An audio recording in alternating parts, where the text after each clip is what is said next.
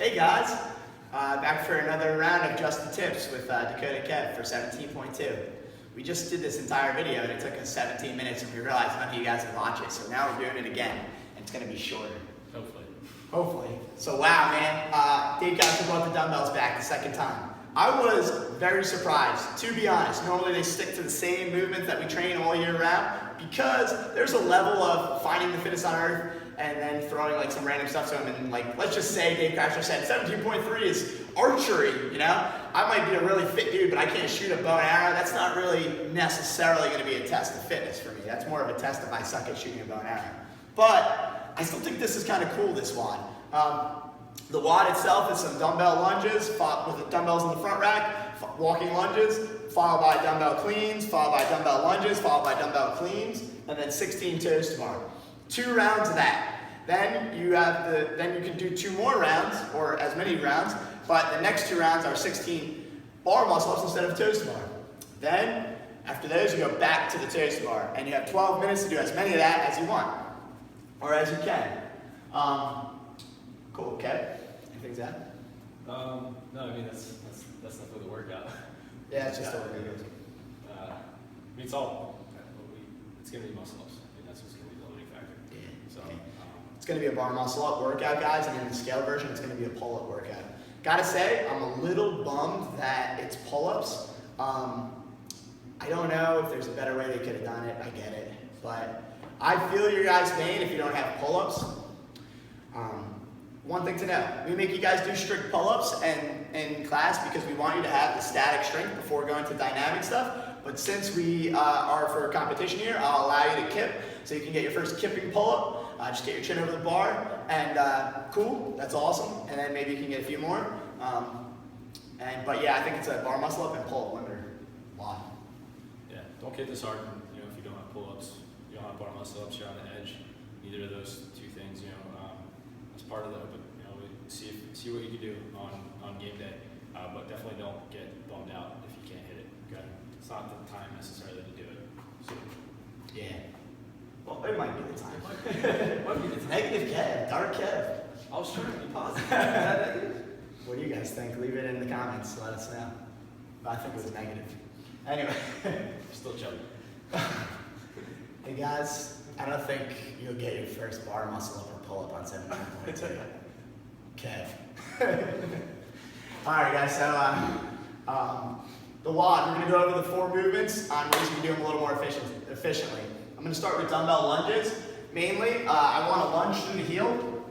So if you can take a look at my feet here, I'm going to lunge out. I want to have a vertical shin, so upright. I want to grip the ground with my toe, drive my knee out, and I'm going to drive through my heel, as opposed to through the toe. It has something to do with the distance in which I step out, sure, but it also just has to do with the way I shift my weight and drive through my heel. All right? The distance in which I step out, I'm going to make sure I go at least shoulder width. I don't want to walk a tightrope here.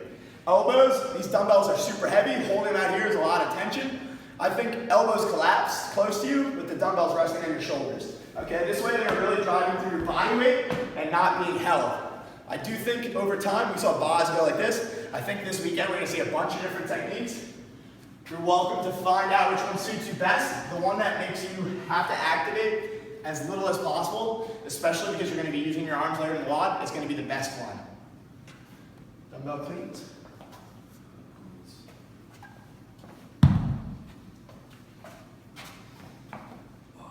So we talked about this before. I think you want to load your hamstrings more than your quads, right? So what do I mean by that? I mean, hinge at the hips mostly, come down. You saw today when they did Carrie Pierce, when she did the wad today, she just touched the front tips of the dumbbells to the ground, right? Just the tips, guys. Just the tips. Never used that pun, that's great. Yeah, double pun. Yeah. Big right? pun. Stephen puns. Big pun. So this would be like a quad loaded version of that. Like a squat, you don't want that? Yeah, it's not comfortable, and your legs are already going to be super fatigued from lunging. So don't do that. Hinge at the hips, come down, load the hamstrings. I can feel it. My hamstrings engaged. Turn over at the top. Make sure you finish all the way through. You're not out here. Yeah. Squeeze your ass, squeeze your quads, squeeze your abs, that should load so much that the momentum brings the dumbbells up. Shouldn't be a lot of curling. It should be a fast action. Vertical shin. Boom. Nice. Yeah. Toast bar.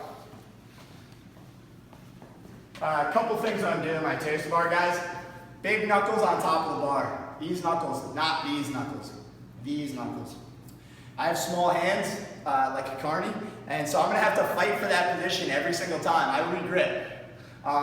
Whenever I do my toast bar, I visually look at the horizon or look straight. Here's what I see a lot when people look at the bar. All right, that's too much of a lift. You're lifting your entire body. I really just want you to look straight, pull your knees up, and then extend at the knee.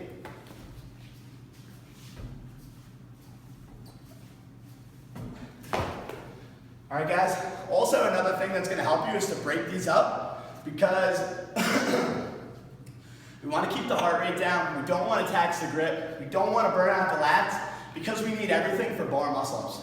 Toes bar is not necessarily a taxing movement, but if you go to an end range for your round of 16, it can tax you for bar muscle-ups. If you just slow it down and force yourself to chill a little bit, breathe, it's going to save you so much more for the bar muscle-ups, which is going to be most people's limiter, in my opinion. I think that. All right, guys.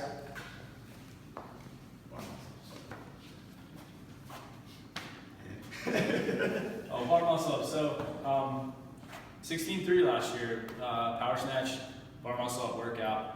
Painful lesson for me. Thought I was good at bar muscle ups. Turns out I wasn't good at bar muscle ups, especially when I was fatigued. So I went from my first round, I think I did 3 unbroken, which was fine. Then I got fatigued, and I got maybe singles for the next round, and then I started losing it.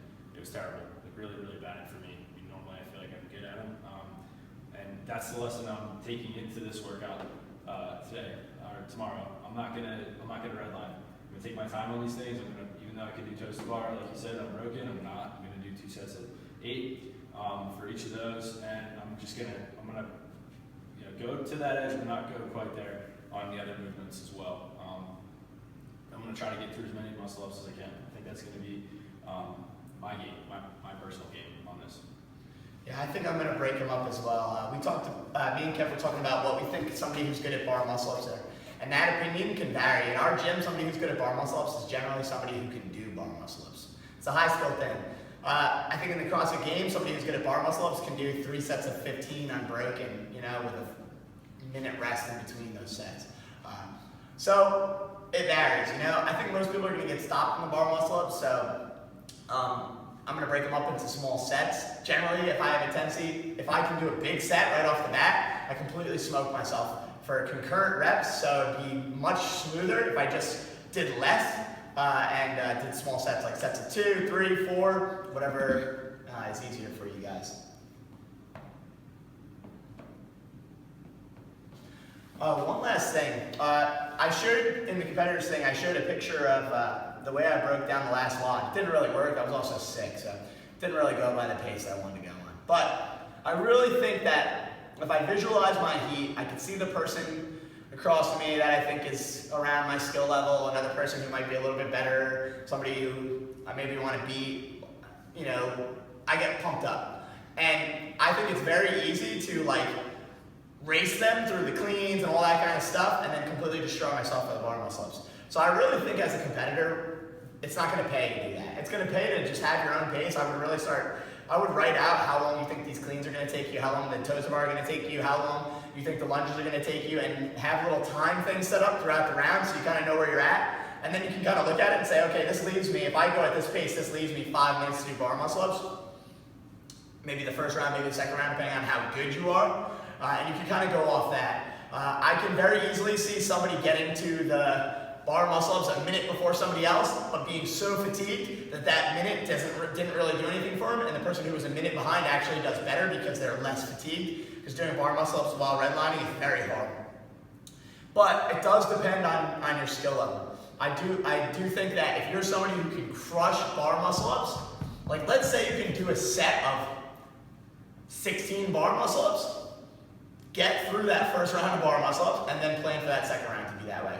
If you're somebody who's 16 bar muscle ups is pretty challenging, you know, or it could take you 4 or 5 minutes, you have to do it in sets, then maybe you make that your main goal and then hope to get to the next round and collect as many reps as you can as far as the lunges and the dumbbell cleans, because although they suck, there are movements that you can do that will add to your score. And we're saying bar muscle, so this applies to the scale version too. You know, Always. same game plan, you know. Yep. Are we good? I think so. Yeah. All right, cool.